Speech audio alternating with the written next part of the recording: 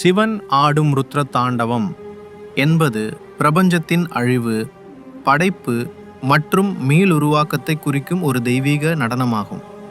இந்த நடனத்தில் சிவபெருமான் கோபம், ஆற்றல் மற்றும் நீதியின் வடிவமாக திகழ்கிறார்.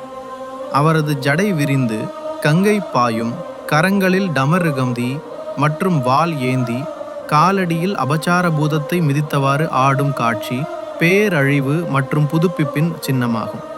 இந்த தாண்டவம் உக்கிரமான அழிவு மற்றும் ஆனந்தமான படைப்பு என இரு வகையாக பார்க்கப்படுகிறது. தமிழ் சைவ இலக்கியங்களான திருமுறைகள், தேவாரங்கள் மற்றும் கம்பராமாயணம் போன்ற நூல்களில் இதன் மகிமை விரிவாக பேசப்படுகிறது. ஆடுவோன் எம்கோன் அறிவுற எங்கும் என்பதைப் போல இந்த நடனம் பிரபஞ்சத்தின் இயக்கத்தை கட்டுப்படுத்துகிறது. ருத்ர தாண்டவம் மனிதர்களின் அகங்காரத்தை அழித்து முக்தியை நோக்கி வழிநடத்துகிறது. இதுவே சிவனின் பேராற்றல் மற்றும் லீலையின் உச்சமாகும்.